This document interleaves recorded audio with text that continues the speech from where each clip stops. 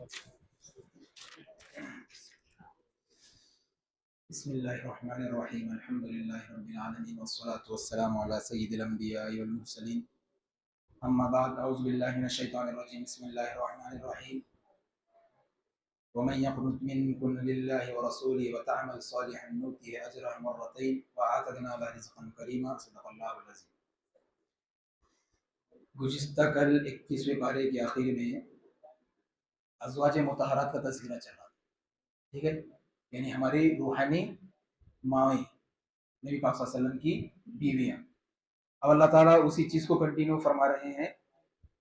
تو اللہ تبارک و تعالیٰ سب سے پہلے ارشاد فرماتے ہیں یا نساء النبی لستن کاحد من النساء ان اتقیتن فلا تخضعن بالقول فیطمع الذی فی قلبہ مرض وقلن قولا معروفا. اس آیت پاک میں اللہ تبارک و تعالیٰ نے جو ازواج مطہرات ہیں نبی پاک صلی اللہ علیہ وسلم کی بیویاں، انہیں کچھ ہدایتیں دی ہیں اور ان کے ذریعے سے پوری دنیا میں بسنے والی ایمان والی عورتوں کو یہ ہدایت دی گئی ہے. وہ کیا ہیں؟ اللہ فرماتے ہیں کہ ازواج مطہرات کا جو مقام ہے وہ دنیا کی دوسری عورتوں سے بہت بڑا ہے. اللہ فرماتے ہیں اگر وہ تقوی اختیار کریں گی تو ثواب بھی ان کو کیسا ہے؟ ڈبل ہے. پھر آگے اللہ فرماتے ہیں اگر کچھ ہو گئی ان سے غلطی چوک تو پھر گناہ بھی ڈبل ہے. یہ فرما رہے ہیں اس کو نبی کی بیوی ہماری مائیں. اب 6 طرح کی ہدایت دی گئی ہیں، 6 طرح کے آرڈر دیے ہوئے ہیں. سب سے پہلا تو یہ ہے کہ اگر کوئی بندہ مسئلہ پوچھنے آئے تم سے تو جان بوجھ کر نزاکت سے بات نہ کرے. نزاکت بولے تو ایکچولی کر کے تھوڑا سا نہیں کیا، تھوڑا سا ایک دم نرم آواز میں. یہ تو ہماری ماؤں کو حکم ہے، لیکن یہ اصل حکم ہے دوسری ایمان والی عورتوں کو.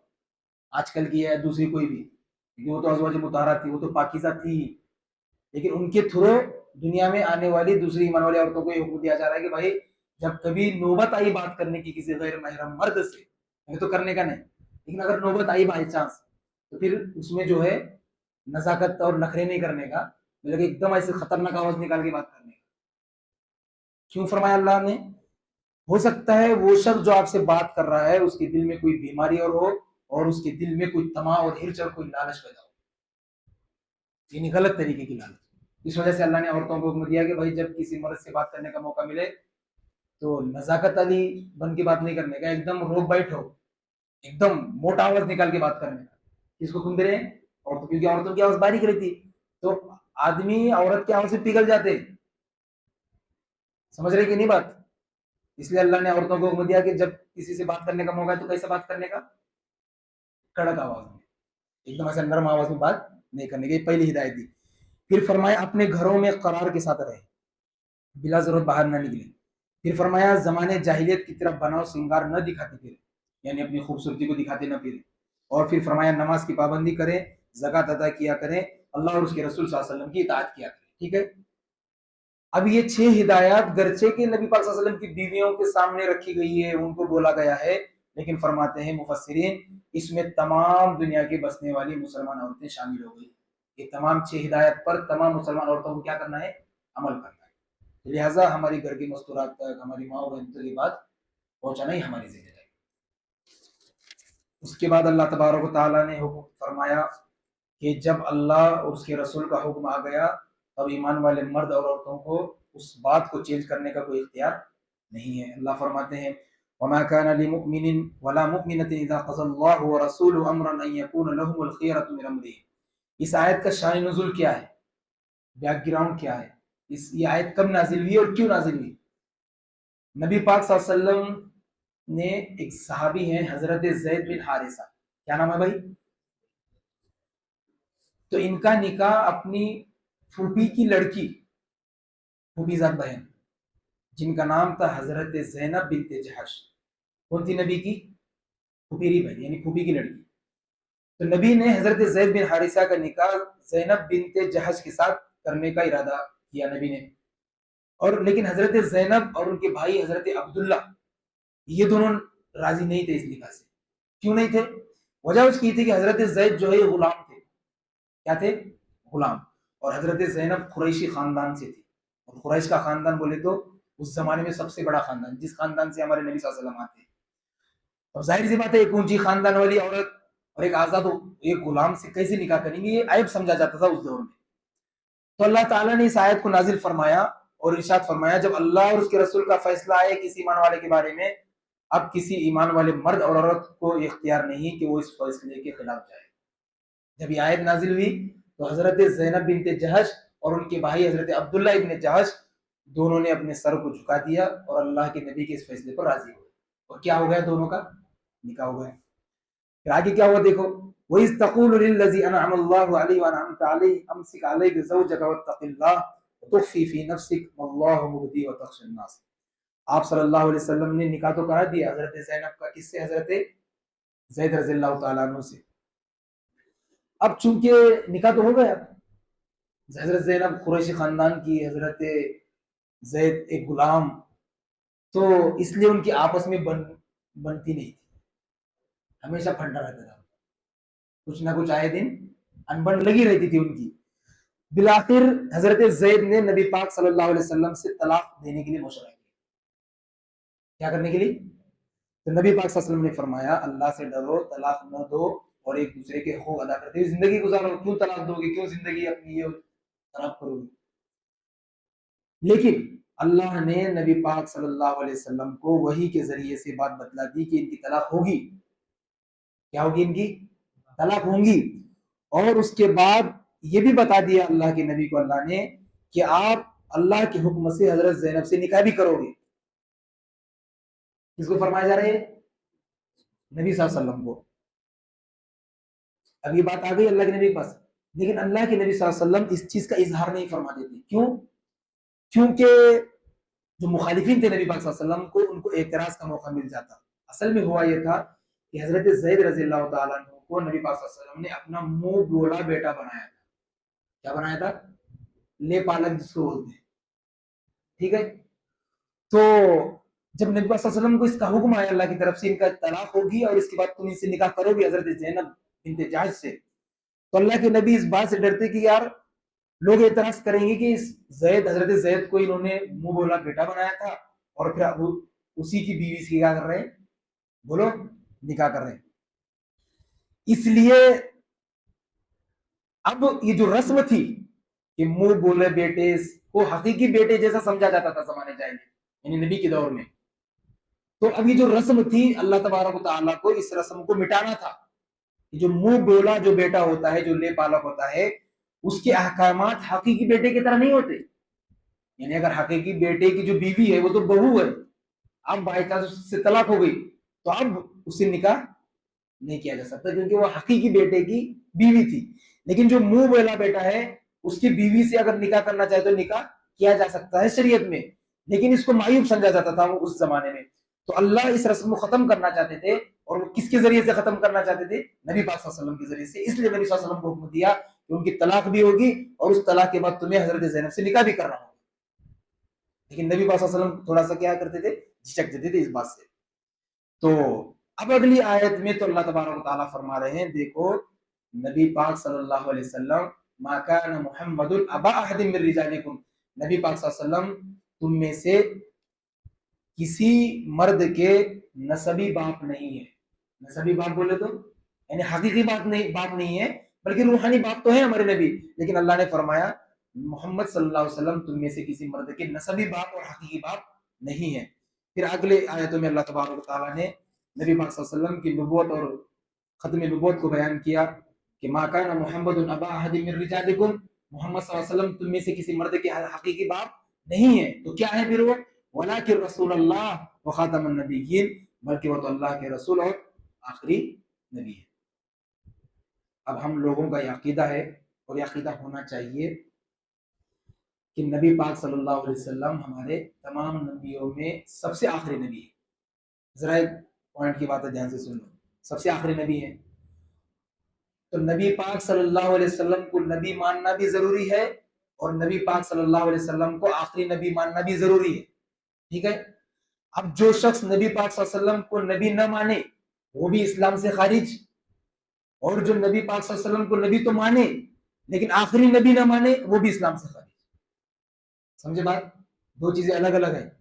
نبی کو نبی ماننا بھی ضروری ہے اور نبی کو آخری نبی ماننا بھی ضروری ہے. جو نبی کو نبی نہیں مانتا وہ بھی اسلام سے خارج, اور جو نبی کو آخری نبی نہیں مانتا وہ بھی اسلام سے خارج. یہ اللہ تعالیٰ نے اس آیت شریفہ میں اس چیز کو بیان کیا ہے. گویا کہ اس آیت میں اللہ نے عقیدہ ختم نبوت کو بیان کیا. عقیدہ ختم نبوت کسے کہتے ہیں؟ یعنی ہمارے نبی سب سے آخری نبی ہے, اس کے بعد کوئی نبی دنیا میں نہیں آئے. اس کے بعد اللہ تبارک و تعالیٰ نے ایک آیت میں کھانے کے چند آداب کو بیان فرمایا ہے. یعنی جب دعوت میں کوئی بلائے ہم کو, اس میں کس طرح جانا ہے اور کب جانا ہے اور کب واپس آنا ہے. ٹھیک ہے. یا ایھا الذین آمنوا لا تدخلوا بیوت النبی الا ان یؤذن لکم. اس آیت کا شان نزول کیا ہے, کیا پس منظر ہے اس کا؟ اللہ کے حکم کے مطابق رسول اللہ صلی اللہ علیہ وسلم نے حضرت زینب بنت جحش رضی اللہ عنہا سے نکاح فرمایا. ٹھیک ہے, نکاح ہو گیا. نکاح ہونے کے بعد کیا کرتے ہیں بھائی نیاز بھائی؟ دوسرے تیسرے دن ولیمہ کرتے ہیں. تو نبی پاک صلی اللہ علیہ وسلم نے اپنا ولیمہ کیا اس نکاح کا, اور لوگوں کو بلایا ولیمے میں. لوگوں کے صحابہ ہی ہوں گے, ظاہر سی بات ہے. تو لوگ آئے, اور مفسر نے لکھا ہے کہ بعض جو صحابہ تھے کھانا تیار ہونے سے پہلے آ گئے. ابھی کھانا تیار ہے, جیسے مثال کے طور پر فار ایگزامپل نبی نے ان کو دعوت دی تھی 7 بجے کی مغرب کی, اور یہ حضرات صحابہ عصر کے بعد ہی آ کر بیٹھ گئے. ٹھیک ہے. تو اب رسول اللہ صلی اللہ علیہ وسلم کا گھر تو ایسا نہیں تھا اپنے ویسا 2 BH 3 BH لگژری لائف ایسی نہیں تھی. چھوٹے سے گھر تھے نبی صلی اللہ علیہ وسلم کے. تو چھوٹا سا گھر تھا رسول اللہ صلی اللہ علیہ وسلم کا, تو بیٹھنے کی جگہ بھی نہیں تھی. تو ہماری جو ماں ہے حضرت زینب بنت جحش رضی اللہ عنہا, وہ دیوار کی طرف رک کر کے بیٹھ گئی تاکہ پردہ ہو جائے. یعنی ادھر منہ کر کے بیٹھ گئی, ادھر صحابہ بیٹھ گئے. اب کھانا پہلے تو وقت سے پہلے آئے. اب کھانا لایا گیا اور کھانا بھی کھایا صحابہ نے. اب بعض لوگ اٹھ بھی نہیں رہے وہاں سے. بعض صحابہ جو ہے کھانا کھائے اور بیٹھے رہے وہاں پر, اور باتیں کرنے کے لیے بیٹھ گئے, جم پر بیٹھ گئے. اب دیکھو رسول اللہ صلی اللہ علیہ وسلم ایک ولیمہ ہے, صحابہ کو بلائے ہیں, اور نبی تو نبی ہمارے نبی کیسے تھے, رحم دل. اب نبی صلی اللہ علیہ وسلم کو یہ ناگوار گزر رہا ہے, یعنی پریشان ہو رہے ہیں نبی صلی اللہ علیہ وسلم. ایک تو چھوٹا گھر, اور بیوی بھی بیٹھی ہے وہاں پر آپ کی, اور نبی صلی اللہ علیہ وسلم کہیں بھی نہیں رہے کہ بھائی باہر جاؤ, کھانا ہو گیا نکل جاؤ. ہمارے تمہارے جیسا ہوتا تو اٹھا کے بھی چلتا. تو ہم نبی پاک صلی اللہ علیہ وسلم بیٹھے ہیں اور بڑی تکلیف میں. تو نبی پاک صلی اللہ علیہ وسلم خود اٹھ کر باہر تشریف لے گئے. ہوتا نہیں بھائی ابھی بھیج تو نہیں رہے ان کو, تو یہ خود جائیں گے. تو نبی نے فرمایا میں جاؤں گا, تو یہ بھی اٹھ کر چلے جائیں گے. لیکن صحابہ جب واپس آئے نبی پاک صلی اللہ علیہ وسلم باہر جا کر, دیکھا کہ یہ بیٹھ بات ہی کر رہے ہیں, ابھی باتیں میں لگے صحابہ. تو اس سے اور آپ کو ناگواری ہوئی, بڑی تھوڑی گرانی محسوس ہوئی. صحابہ نے دیکھا اور محسوس کیا, یار نبی پاک صلی اللہ علیہ وسلم کو ہماری وجہ سے تکلیف ہو رہی ہے. پھر وہ اٹھ کر چلے گئے. تو اس آیت میں 3 باتوں کا خیال رکھنے کا ہمیں حکم دیا ہے جب کوئی ہمیں دعوت میں بلائے گا. سب سے پہلی بات کیا ہے؟ سب سے پہلی بات تو یہ بتائی گئی, جن کو کھانے پر بلایا جائے صرف وہی جائے. دوسروں کو آگے پارسل نہ کرے لاؤ, تو فیلی بن کے جاتے. وہ رہے نا بھائی, تو دعوت کوئی دیا کسی کو, تو آ گئے دعوت میں, اس کے ساتھ ایک ساتھی کو لے کر جاتے. مہمان بولتا ہے یہ کون ہے, یہ بولتے میرا دوست. وہ اپنے دوست کو لے کر آتا ہے تیسرے. تو ایسے 3-4 تو جوڑی جم جاتی ہے. تو اس کو ہمارے استاد بولتے تھے طفیلی. جیسے ہم نے آپ کو دعوت دیا, آپ ان کو لے کر آئے, تو یہ آپ کی طفیلی ہو گئے. تو انہوں نے کیا کیا, اور آگے پارسل کیا دعوت. اس کو بولتے ہیں طفیلی. کیا بولتے ہیں؟ ایک سلسلہ چلتا ہے. تو اس آیت میں حکم دیا جتنے کو بلایا جائے اتنے ہی جائے, زیادہ جانے کی ضرورت نہیں ہے. اور دوسری چیز یہ بتائی گئی, کھانے سے پہلے جا کر بالکل نہیں بیٹھے. تھوڑا لیٹ گئے چلیں گا, لیکن کھانے سے پہلے نہیں جائے. کیوں؟ وجہ کیا ہے اس کی؟ کیونکہ میزبان کو جو ہے اپنے جو تیاری کرنی ہے اس میں پریشانی ہوتی ہے.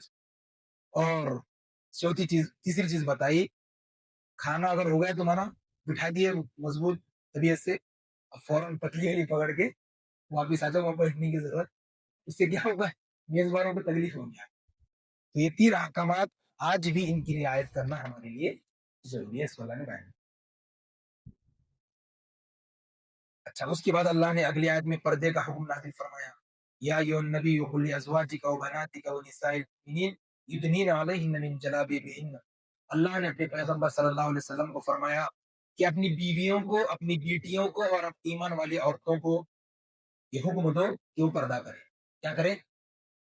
اس آیت سے پردے کا ہمیں پتہ چلتا ہے اور یہ حکم صرف ہماری ماؤں کے لیے نہیں تھا، روحانی ماؤں کے لیے، بلکہ تمام ایمان والی عورتوں کو یہ حکم ہے جب بھی وہ اپنے گھر سے باہر نکلے تو کیا کرے بھائی، اپنے جسم پر چادر اوڑھ لے یا برقع پہن لے، اور ایسا چادر ہو، ایسا برقع ہو جس سے جسم کی بناوٹ نظر نہ آئے۔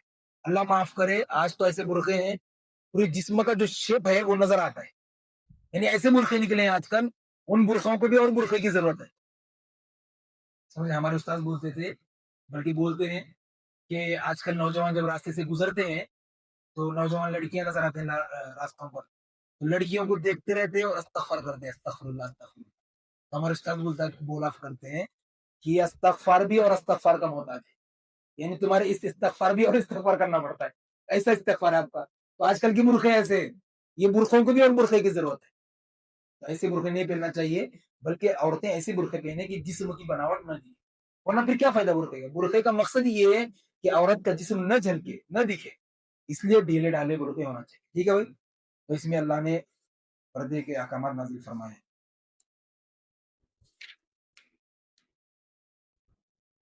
کیا ہے بھائی، مختصر کرنا ہے۔ پھر اس پارے کے آخر میں اللہ تبارک و تعالیٰ نے ایک آخری بات ارشاد فرمائی ہے، وَلَوْ يُؤَاخِذُ اللَّهُ النَّاسَ بِمَا كَسَبُوا مَا تَرَكَ عَلَى ظَهْرِهَا مِن دَابَّةٍ۔ دیکھو اللہ فرماتے ہیں اگر اللہ تمہارے کفریہ اعمال کی وجہ سے اگر سزا دے تو اس زمین پر اللہ کسی بھی ذی روح کو، یعنی جاندار چیز کو نہیں چھوڑیں گے، چاہے وہ جانور ہو چاہے انسان ہو۔ اب سوال یہ پیدا ہوتا ہے کہ کفر کے اعمال تو انسان کرتے ہیں، ظاہر سی بات ہے، کفریہ اعمال کرنے کی وجہ سے اگر اللہ سزا دیں گے تو اللہ تعالیٰ نہ انسانوں کو چھوڑیں گے نہ جانوروں کو چھوڑیں گے۔ سوال یہ پیدا ہوتا ہے کہ جانوروں کو کیوں نہیں چھوڑیں گے، یعنی ان کو کیوں ہلاک کریں گے، ان کو کیوں سزا دیں گے؟ اس کا مطلب یہ ہے کہ دیکھو جانور جو اللہ نے بنائے ہیں، پچھلی تفسیروں میں بھی بات آئی ہے کہ جانوروں کو اللہ تبارک و تعالیٰ نے کیوں بنایا ہے؟ انسانوں کے فائدے کے لیے بنایا ہے، انسان کھاتے ہیں اس سے اور اپنی ضروریات پوری کرتے ہیں، تو اللہ نے جانوروں کو انسانوں کے فائدے کے لیے بنایا ہے۔ جب انسان ہی نہیں رہیں گے، انسانی کو اللہ سزا دیں گے کفری عمل کی وجہ سے اور انسانوں کو ہلاک کریں گے، تو پھر جانوروں کو رکھنے کا کیا فائدہ؟ سمجھے آ گئی بات؟ اس وجہ سے اللہ نے فرمایا اگر اعمال کفریہ کی وجہ سے اللہ سزا دے تو پھر اللہ انسانوں اور جانوروں سب کو اس دنیا سے کیا کریں گے؟ ہلاک کریں گے۔ اس کو اللہ نے اس آیت شریفہ میں بیان کیا ہے۔ اللہ تبارک و تعالی ہمیں اعمال صالحہ اور ایمانی اعمال کے ساتھ زندگی گزارنے کی توفیق عطا فرمائے۔ وآخر دعوانا الحمد للہ رب العالمین۔